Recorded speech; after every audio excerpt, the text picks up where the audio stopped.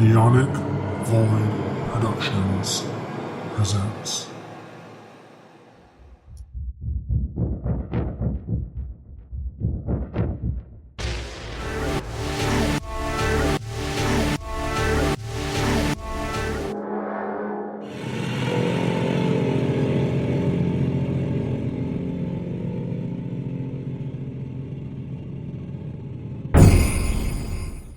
If he talks back, run. I'm waiting for Craig to be like, "What'd you say, bitch?" My uncle was Mr. Bear in Mr. Bear's basement, and like, oh fuck, run. Oh no! If Giark, Craig's gay lover, enters the chat when he's not even in this group anymore, if he comes in, that's when you know it means business. I should get Giark in here. We haven't seen Giark in over a year. I know. I can't find him. Giark. They may replace him. He's right here. It's Craig. Anagram of Craig. It's Craig backwards. Basically, he's just another. It's a backup clone for Craig, and it basically just keeps a recording of the conversation in another server. So for whatever reason Craig fails, Giark got it, and Giark is located in France. Yeah, France and so yeah, Giark is hosted in France while Craig is hosted in England. And they say if you're located in Europe or Asia, you may prefer to use Giark download links instead of Craig's. So Giark is Craig's foreign lover. His pen pal. Oh God, Giark is a loyalist of the French, while Craig is the rebel Canadian. Damn. Extra forbidden love. Oh, forbidden love. They were there when Canada became independent. And they meet every year in Quebec on their anniversary. And they spend the nights together, cuddling into the moonlight. Hi, welcome to Spookocalypse. I'm your host, Theo. And today I'm joined with Bunyip. Well, yeah, you kind of stopped yourself short. You almost said something else. What? You were like, welcome to Spookocalypse. I was like, you almost said Bookwatchers, didn't you? I did. I haven't recorded Bookwatchers in a minute. If you're listening, you're wondering, oh my God, where's Bookwatchers? Well, you see, Country Groupie, aka Jacob, is a bitch. No, he's not. I mean, he is a bitch, but he's not a bitch because of that. Got a new job. Oh, congrats to him. I was going to say we could have a crossover episode called Spookwatchers. Spookwatchers. Oh my God, that's amazing. I'm writing that down. No, he got a new job, and for the next couple weeks until he gets his stuff in order, we're not going to be making episodes. So we are caught up with everything. So it's probably going to be early to mid July before we start posting again on Bookwatchers. If y'all were wondering, if y'all are listeners over there, because let me tell you, I got some spooky books going on over there. Because the last couple of weeks have been my time to talk about books. And actually, you probably would like the last two books I read. What Feast at Night by T. Fisher.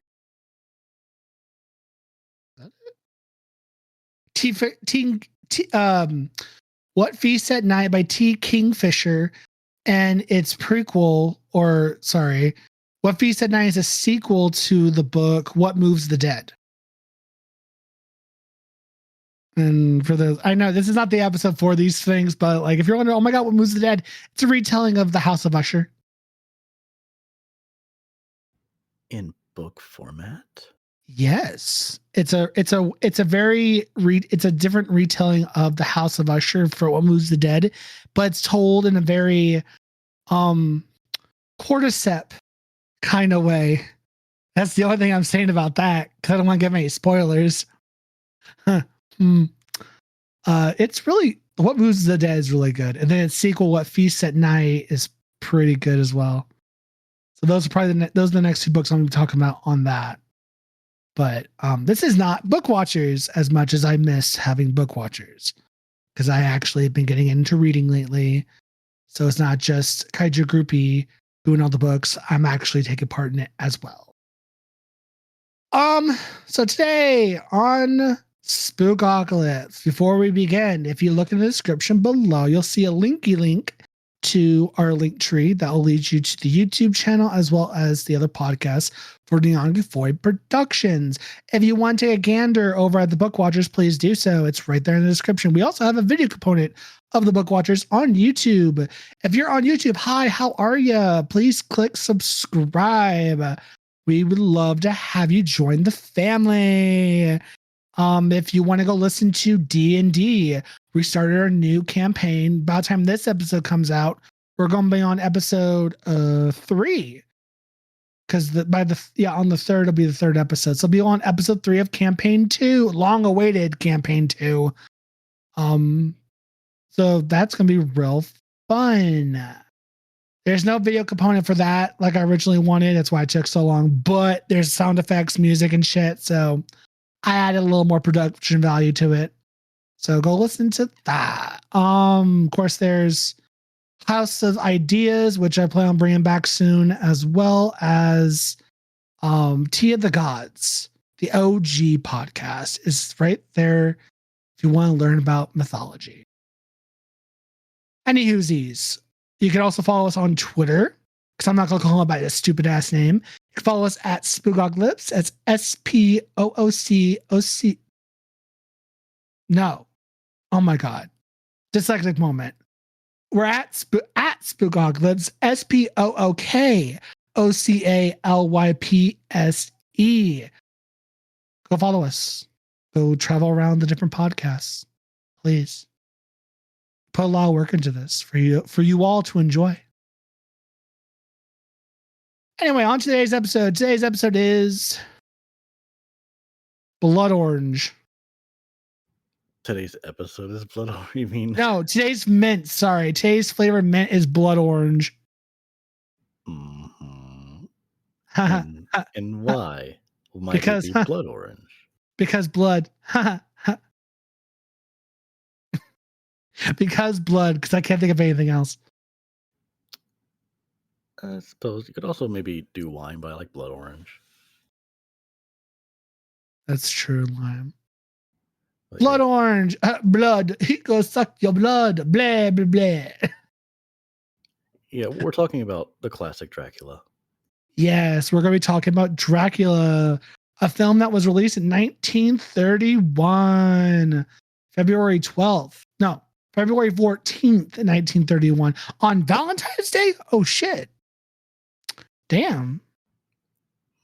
How telling. How appropriate. Okay. So this film was directed by Todd Browning. God, this is some old school shit. Yo, this is the OG Universal monster Dracula, like the black and white Dracula.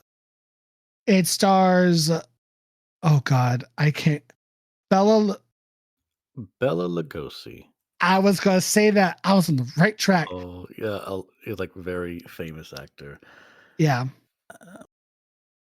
You got David Manners, Helen Chandler, Dwight Fry, and then Edward Von Sloan. I think so, yeah. Yeah.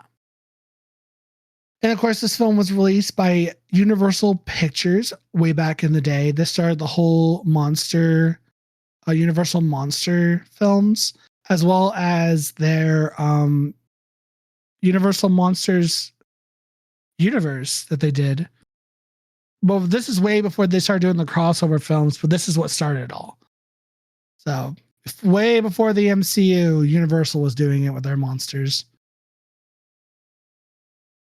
Now, the budget for this film was $341,191. I do not know what the box office revenue for this film was, but this was credited to be the first sound film. It's the first sound film adaptation of the original story of Dracula. This is also kind of based on the play Dracula, because Bella also played Dracula on the Broadway. Fun fact. And then they also used the same locations that they filmed the original Dracula film. They redid it, but in Spanish with different actors. There's a Spanish version of Dracula that came out the same year. And that one came out on April 24th, 1931. And it's actually 29 minutes longer than the original English one. Now, I have not watched the Spanish one, but from what my lovely, lovely boyfriend has told me, it follows the book a lot more closely than the other one does, apparently. I have not seen it. That's what I've been told. So do with that information as you wish. Let's get right into the plot. Bunyip, take it away. All right, so we've got Renfield, who is played by Dwight Fry. Yep. And it says he's a solicitor. I thought he was like a salesperson or a journalist. But the point is, he's traveling to Count Dracula's castle in Transylvania. And Yep. everybody is terrified to go visit the castle because it's like, he seems like an odd person and he scares me. And I was like, well, I gotta get up there. I'm not gonna walk all the way. It's gonna get dark soon. So they drive his carriage up to like a midway point to be dropped off at another carriage, and he just sort of tosses his luggage away. He's like, "You're on your own, buddy." Yeah. And then he gets into another carriage with a hooded stranger who looks pretty much like Bela Lugosi. And then they drive up to the castle. Because maybe it is. Yeah, when Renfield's like looking out to be like, "Hey, could you slow it down because the road's getting bumpy?" He just sees like the horses carrying the carriage, but no driver, and there's a bat just flying in front of them. Yep. And then he finally makes it to the castle, and he notices that it's really run down, covered in cobwebs. And then Count Dracula makes his appearance, and he's like, "Hey, I'm Dracula." And then Renfield just looks like he's astonished at his appearance, like, "Oh my, it's a pleasure to make your acquaintance, Count Dracula."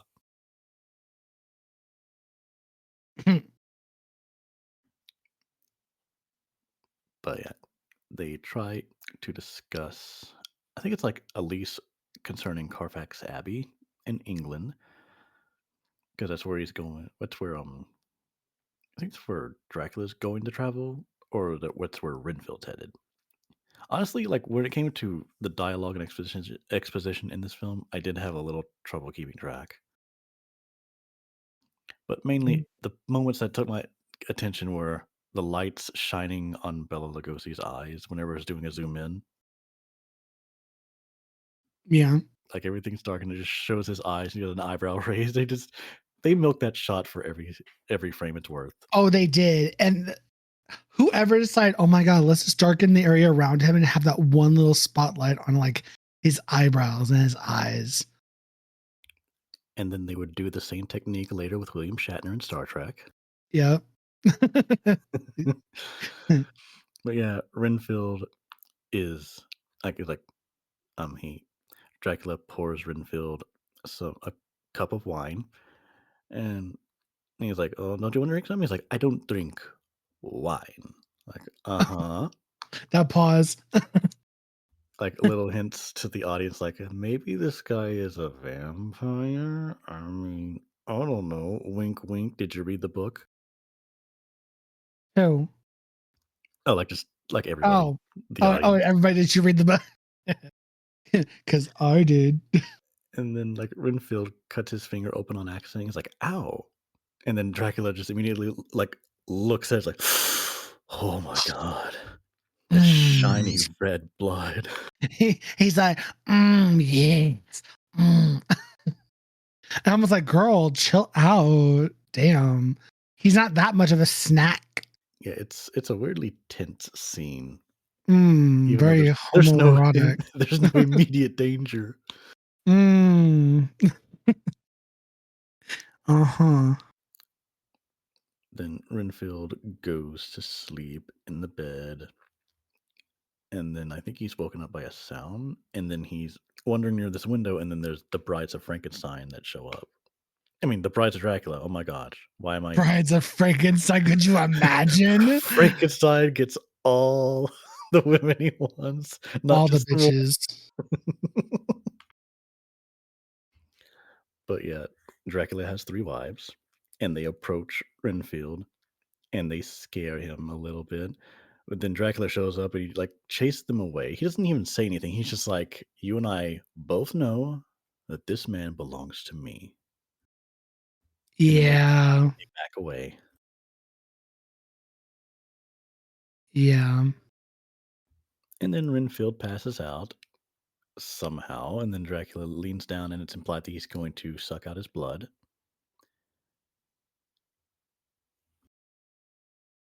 Suck your blood, blah, blah, blah, blah, blah. Yeah, and then when you look at how Dracula moves and has these mannerisms, like where he holds his cape around him, and you see that reflected in pretty much every incarnation of Dracula, you could pretty much just say, yeah, they all came from this film. Yeah. Yeah.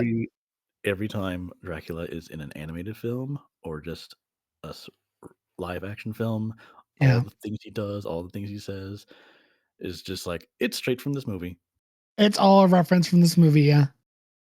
Pretty which makes much me. the whole look of Dracula that we know when you think of Dracula, that look is literally from this movie.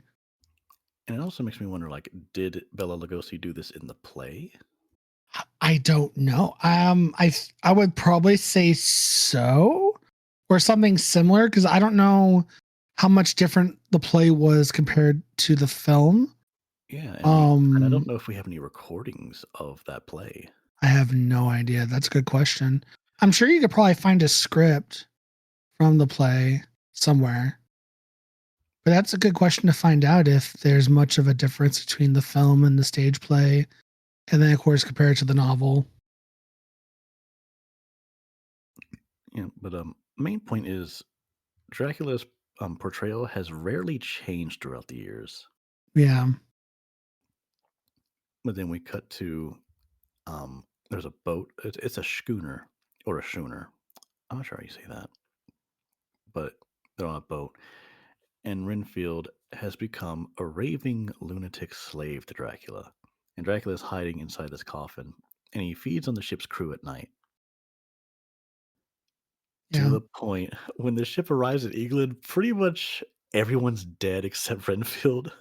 And it's like, Oh, it's from the movie The Last Voyage of the Demeter. If like you that. want to if you kind of want to watch a movie that explains what happens on the ship, it's that movie that came out this past year. It's called The Last Voyage of the Demeter. It's a film based around the idea of what happened on that ship with Dracula on it when he was traveling from to Britain. But don't we already know in the movie just by like context clues? Like maybe Dracula killed Yeah, all these people. well, yeah, yeah. I mean, but yeah, but it's very vague in the original story in the book. So they actually made a movie on it on how he killed everybody and Oh, how where he they went about spell it doing out. it. It was like, yeah, it was Drac. Oh no, yeah, no, it was straight up Dracula, but you kind of see a point of view from the people on the ship and how he was slowly just killing everyone off. I thought it was a decent movie. I know people hated it, but I thought it was fun. But it's literally the movie just takes place of the whole experience of the ship, because he was on the ship for a while before it reached Britain. Yeah, it lands in it lands in England, and there's like, because Renfield's the only living person left, and he clearly looks Yeah. insane. He's sent to Dr. Seward's sanatorium. Yep. And then elsewhere at a London theater, Dracula meets Seward, and he's watching a theater play. And at the same time, you see Jonathan Harker and Mina Harker and Lucy. Oh, Lucy. And she's like fascinated with Dracula. Yeah. And Dracula gets to be alone in her room, like sneaks in through the window by flying as a bat, and then just manifests. He just appears, and then he bites into her while she's sleeping. Blah, blah, blah. And they don't show him biting or sucking blood, I guess, because maybe showing blood was not really acceptable in the 30s. Yeah. But it's just like, oh, you know what he's going to do. Yep. And then later, the next day, her body is on a gurney in this lab where a bunch of, I guess, medical students are watching, and surgeons are doing blood transfusions on her, and she's dead. There's nothing we can do. And then we're back with Renfield at the sanatorium, and he likes eating flies and spiders. Yeah. He sure does. Fucking weirdo. It's quite bizarre. And then, like, Van Helsing shows up and he analyzes his blood samples and discovers this obsession with Dracula. I think this is another one of those parts where it's like, okay, exposition, dialogue. Wait till we get to something interesting, where Dracula shows up and just does his thing. Yeah. Yeah, Renfield talks a lot about vampires, Of and course he he's does. regularly sent back to his room by the night. Oh, I guess either he's a guard or an orderly. His name is Martin. And then Renfield is off put by being shown wolfsbane. Yeah. Because it's used as like a plant to protect people from vampires. Yeah, because I guess Wolfsbane can fend off vampires. But at the same time, Mina is asleep in her bedroom, and then Dracula comes and does what he did with Lucy and bites her. Yeah. The next evening, he enters for a visit as just a person, and Van Helsing and Harker, Jonathan, I mean, knows that he's not having a reflection because they have like this little jewelry box, and they open it and it has a mirror inside. And while he's talking to Mina, they notice that he's not in the reflection, and it looks like a clever trick, but it seems like cinematically, they just have a shot where it's like it's both Bella and who played Mina? Helen. Yeah, Helen Chandler. It just seems like they're both talking, but then in the next shot, like it's cut to where she's on the other side, but he's just out of the shot. Yeah. But it's like, oh, where did he go? Why is his reflection not showing? He's a vampire. And then when Mina leaves, Helsing wants to like show this to Dracula just to call him out on it. Like, I think you'll find this very interesting. And as soon as he opens the box and Dracula sees that there's a mirror, he smacks it out of his hand. And then he just leaves. And then Van Helsing's like, yeah, this Dracula fella, he seems Sus. like the vampire we're looking for. Yeah, he's sus.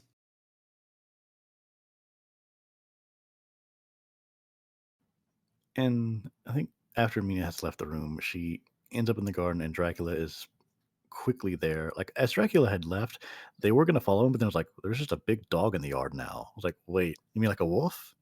I guess. Dracula. Guess Dracula can turn into a wolf. Yes, he can. Depending on what he wants. Yep, a wolf and a bat. But the fact that he can change into a wolf has a tendency not to stick in popular culture. So not a lot of people know about that unless they've actually watched the movie or read the original story. But the fact that he can turn into a wolf is not necessarily, I don't want to say common knowledge because I'm sure a lot of people do know it, but it's not the first thing you think of. And that kind of goes in the question of like, is this where werewolves, the idea of, well, I shouldn't say the idea of a werewolf, but like, because the idea of werewolves been around for a while. But like, I mean, you kind of get where I'm going at here. How it's weird that a vampire can turn into a wolf. Yeah, And then pop media culture is usually like vampires and werewolves hate each other and they always exactly. fight. Yeah. It's But then it's like, weird. But then it's like, where did that start? Exactly. Because I don't know if there's a movie where like vampire, like where Dracula meets the Wolfman. Is that a film? I think so. If that's a film and then they fight, then it might come from that. That's my only guess. Maybe.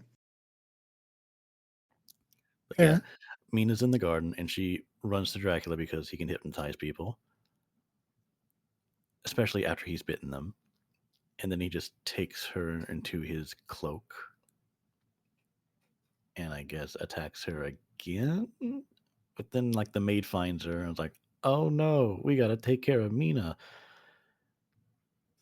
Eventually, Renfield escapes from his cell, and he listens to Jonathan and Van Helsing and Dr. Stewart discussing what to do about the vampire problem.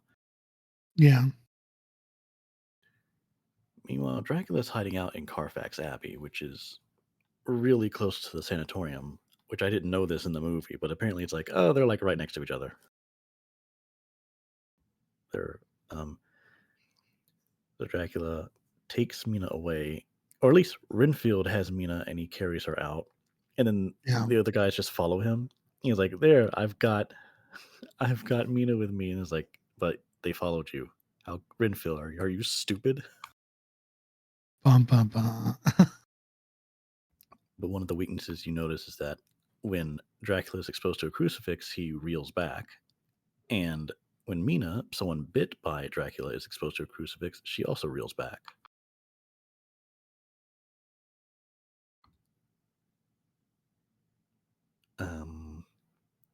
But yeah, I think I skipped over a bit. Before that, Mina is just on the balcony at the sanatorium, just talking with Jonathan, and she seems out of it, or she talks about how much she loves night and the fog, and she looks at Jonathan in an odd way. Yeah. Yeah, almost like she's possessed or something.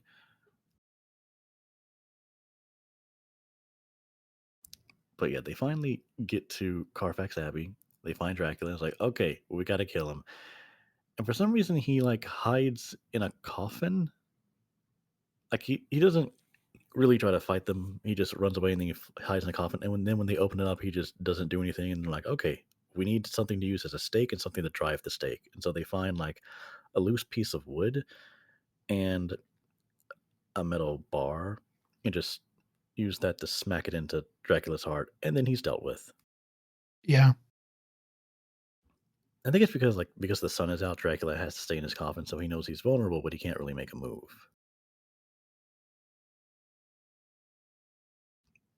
But with the death of Dracula, Mina returns to normal, and then Renfield presumably also returns to normal, and then that's just it.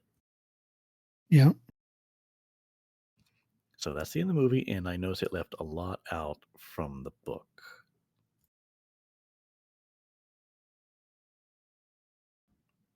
Did you want to get into that, Zio? Yeah. So like,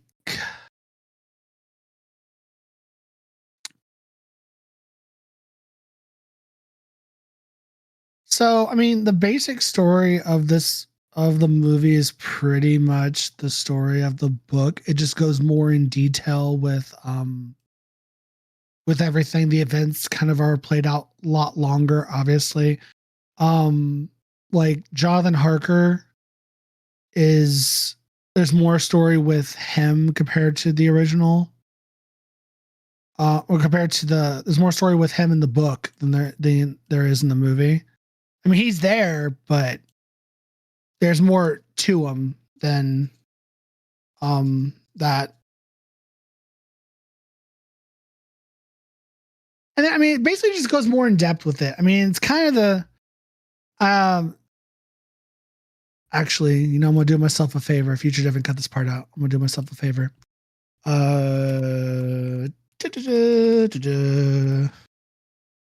Between the book and the movie, look up differences because okay. So in the novel, is Jonathan Harker that goes to Transylvania. Actually, an adaptation that lacked everything. Oh my gosh. Because I don't want to say the wrong thing, so I'm trying to find a definite like. I noticed that I do remember some differences. Like, I think Lucy lived a little longer, and she became Yeah, like, I guess, I don't know, a surrogate vampire, like not a full fledged vampire, but someone who would yeah, terrorize the countryside. yeah, more like a thrall, And then they kind of had like to a kill her. minion. Yeah, And this was symbolic of like how Lucy was quote unquote promiscuous, whereas Mina was getting engaged hmm to Jonathan. And it's like, oh, she gets to have a better chance of survival because she's quote unquote faithful or willing to be married and not some hussy, as they might phrase it back then. So the novel goes more in detail with the ship, and its crew and what happened to them. Because it talks about how they disappear one by one to catch the count. Then you got the film has a much simpler finale than the novel, in Yeah, which the protagonists travel to Dracula's castle. In the book, they slay his wives and they band together to take on the count. While in the movie, Harker searches for Mina while Van Helsing faces off with a vampire. yeah, like the brides only show up in that one scene, and it's just like, Yeah. oh, bye. Yeah, no, the brides have a much bigger part in the book, which is a shame because the brides serve cunt. Like, oh my God.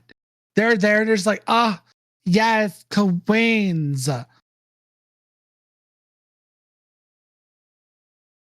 Anyway, trying to see if there's any other big differences outside of the wives, the finale. Um,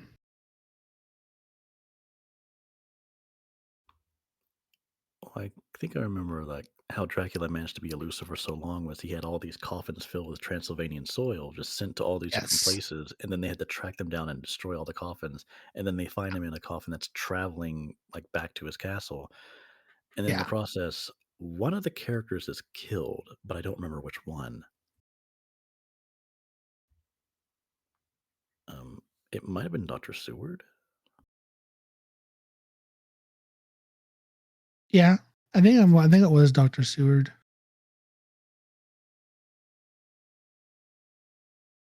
Um, hmm.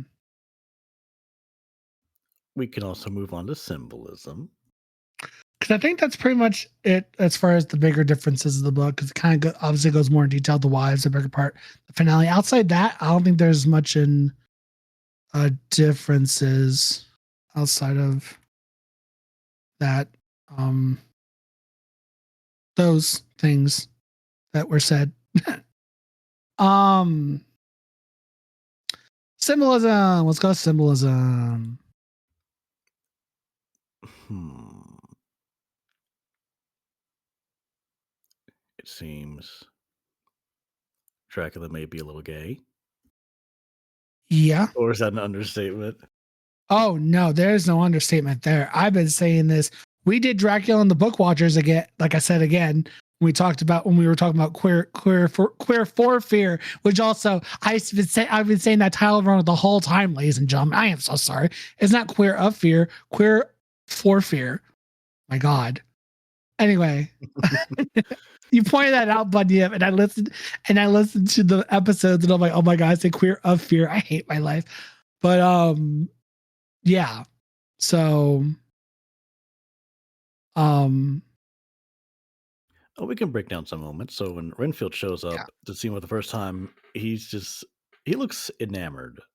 like slowly takes off his hat, just looks polite, like, "Wow, you must be Dracula." He's like, "Yes, I am." Second, when the brides show up, Dracula pretty much just like immediately shoos them away. Yeah. And I'm fairly certain that Renfield's the only bite victim that he intends to keep alive, whereas Lucy, he straight up kills, and then Mina, he almost kills. Yeah, he almost kills Mina. And of course, Mina gets turned into a vampire, and then Oh yeah, there once was that once they kill random. him, It was that random lady he attacked on the street, yeah, pretty much. and there's some weird tension between him and Van Helsing in some of the scenes. Almost like they Yeah. knew each other previously, even though Van Helsing's more like, I'm just familiar with how vampires operate, and I don't know if they met Mm. each other, but the way they talk and look at each other, it's almost like an old lover or something. Uh-huh. Uh-huh. See, I'm not the only one, y'all, that came up to that conclusion. Because I was talking about it during the book. Because it's very gay. And I mean, what did it for me was Dracula telling the brides, this man is fucking mine. He basically did everything but say, he's mine, you fucking bitches. Like, because in the book, the wives go to Harker while he's sleeping. They get all up close and personal with him. And they try to fight him while Dracula comes in and he throws them off of him. And he basically just yells at him like, he's fucking mine, you fucking skanks. You mean they were there not to just suck his blood? Oh no, I mean they were, but they were also having their way with him, kind of. So in the book, so they went a little more. They got up close and personal, but he came in before they could do anything, drink his blood or whatever, and he's like, nah, you fucking skanks, he's mine. Get your own man. That man is mine. And I'm just like, that's very gay. Very gay. And it also kind of goes into maybe the idea of how people see queer men as predators that you're just looking for a man to prey on. And I'm just like, that I could see that being. I mean, it goes into that gay men, homosexual men are looked at as monsters. So of course you can kind of make that dynamic between the two. But yeah, the way Dracula kind of talks about Harker, Jonathan Harker, in the book and in the movie is very, very homosexual, very bisexual. Like I'm really into this man, a little too much. So, of course, Dracula is based on the historical figure, um, Vlad, Vlad the Impaler, who was a tyrant in that region of the world in Transylvania.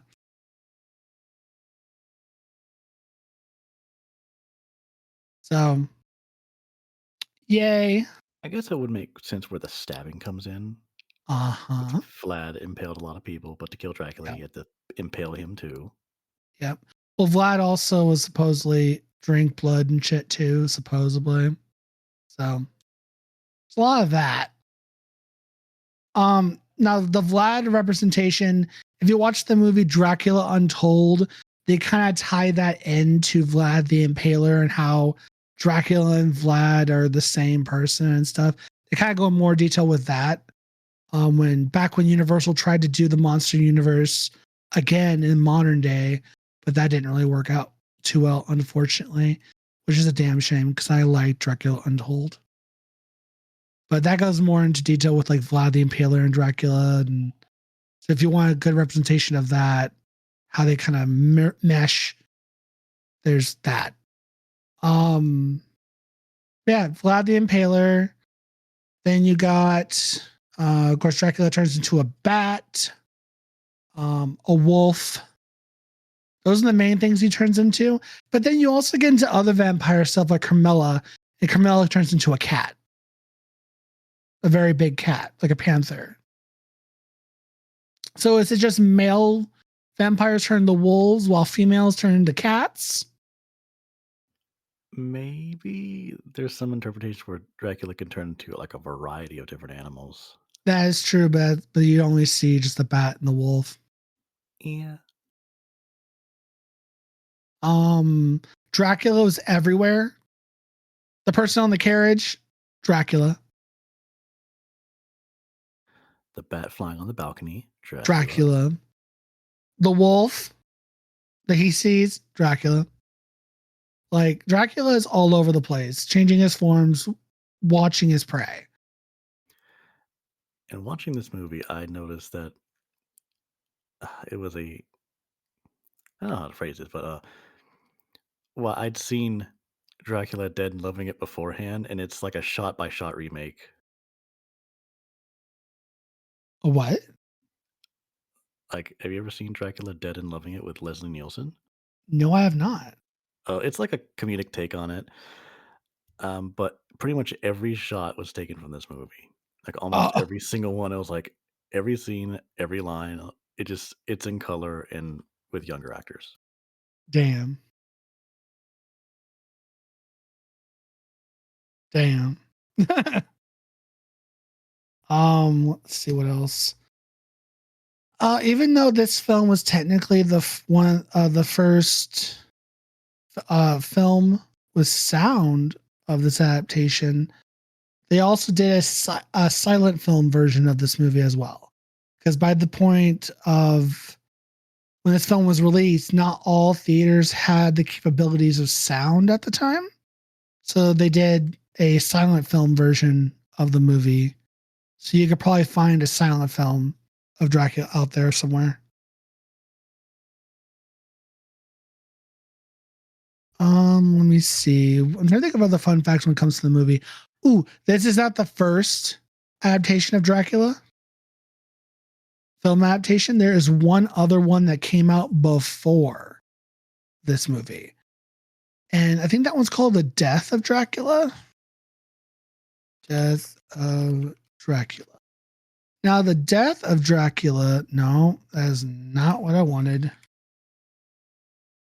Yes, Dracula. It's an Austrian film, but it's called Dracula's Death. It's an Austrian silent film that it's the first appearance of Count Dracula. Before the this came out. Year did this come out? 10 years. This came out almost 10 years before. It was released in 1923. But this film is considered lost. The only reason we know about it because of a few frames and some promotional material, but the actual like copy of the film itself we do not have today. There's a little lost film knowledge for you. The very first Dracula film we do not have at all. It's lost forever. I'm kind of curious how they did some of the audio for this film because I swear some of Right? the lines sound like they're ADR because of like it just seems like they're not completely consistent quality throughout the entire film. Yeah. So I'm guessing some scenes it's like we can't position an overhead mic over here, so we have to record it again later.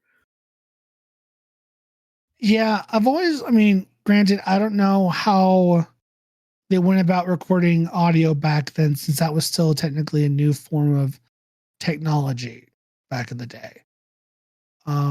That'd be interesting to know how they went about recording audio.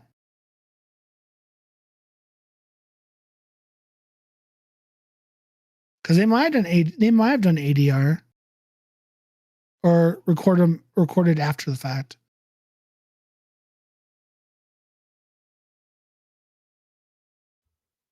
I'm trying to think what else. You can watch this film in color or black and white.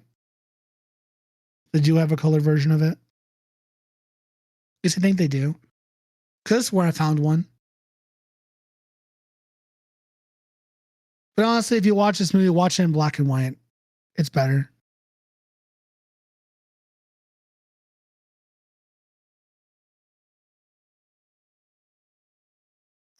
I think that's. I mean, is there anything else you want to add?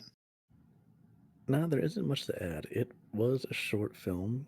I'd say Yes. it dragged on during parts where they were Yeah. doing typical exposition. Yeah, pretty much. It kind of did. It kind of dragged on a little bit.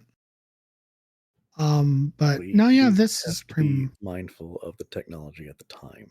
Yes, I mean the film's great. I like the film as a whole, but yeah, but it does drag out a little bit in some parts. But for the time, it's a fantastic film. I mean, it still, in my opinion, it still holds up as one of the classics when it comes to horror and the classic monster films. So rating system, we'll do 1 out of 5. Do you want to go cliche or not so cliche? Not so cliche. 1 out of 5 wolves. Wolves. I was gonna go with like wolves Wolves. bane necklaces or something. Nah. I mean, oh yes, 1 out of 5 wolfsbane. Yeah. I will go first. I'll rate this a 3.5 5 wolfsbane. I rather enjoyed it. Enjoyed it. This movie was fun. I mean, it's Dracula, old school. I'm not one for like old school movies back from like the 30s and stuff, but this movie, it's one of those movies that I can have on the background and do something and kind of just enjoy it being there. Or if I want to dive into the story of Dracula without pulling out the book, I mean, it's missing a few things here and there, but for the most part, I think it's a pretty good take on Dracula. And of course, it started the whole trend of the look of Dracula that we have today in pop culture. It all started with this movie. So 3.5 out of 5 for me. I kind of want to go with the 4. Ooh. So I liked the movie, and it did make me more curious about like how movies were shot around this time. Mm-hmm. Like I kind of want to see like comparison from how movies were made by decade. Like I want to see what their constraints were compared to what we have today. Right. Ooh, interesting. This includes things like cinematography and how they had to use sound. Like um, the only time you hear music in this film is during the opening credits and ending credits, but then the rest of it it's just sound. And I'm guessing they couldn't play both at the same time. Yeah. And as for shots, there's typical like wide shots, medium shots like waist up, and then close ups, and then there's a little bit of like panning or zooming, but it kind of feels limited in terms of how it's shot, like cinematography. Cinematography. I'm stumbling on my word. Point is, it was limited in how the camera showed certain scenes. But again, limitations. The only drawback I give is just again delivering exposition just seemed a little boring. But it's like it's necessary to know what's going on. But I'm just like, get to Dracula hurting somebody, okay? Eh, I want to see him right. bite people. Yeah. But yeah, that's it for me. 4 out of 5. So the final score is 3.75 out of 5. Go watch it, y'all. If you want to find a place to watch it, uh, on YouTube, if you type in Dracula 1931, they do have it free on YouTube with ads. So you can watch it there. As far as streaming service goes, I don't think that this film is technically streaming anywhere. It might be on Peacock, but I don't think it is, which is a shame because I mean, Universal owns this movie. So you would think it'd be on there, but Hmm. if not, Cons- it's on YouTube for free. Considering its age, it probably won't be too long before it becomes public domain. That is true because Dracula itself, the story itself, is in public domain. Although this adaptation, it's like you Yeah, got it. Like certain parts will be still copywritten, yeah. but I'm sure we'll find out if in the future, maybe by 2030, it'll be like, hey, Dracula, the first Universal monster movie, is public domain. You can do whatever you want with them, and it's like, I mean, you can kind of do that anyway, though. But granted, not the look wise. So But nonetheless, Dracula, go check it out. If you also want to read the book, please do yourself a favor and read the book. It's real good. Or if you want to be like me and be a weirdo and have the book, but also there is a company. I dropped the book. There's a company called Manga Classics that takes the original classic stories and books and turns them into manga format while using the original text of said book. And they did one for Dracula. So they have a manga that is the whole story of Dracula in the original format with the original story implemented. It's not rewritten or anything. It's literally right out of the book itself. And then they turn it into a manga. So go check that out. Because let me tell you, if you want to read the story, but you do better with visuals, that is a good book to have. And they also made one for another story that we're going to be talking about next week. So if you want to find out what that is, catch us next time. Until then, bye. Goodbye.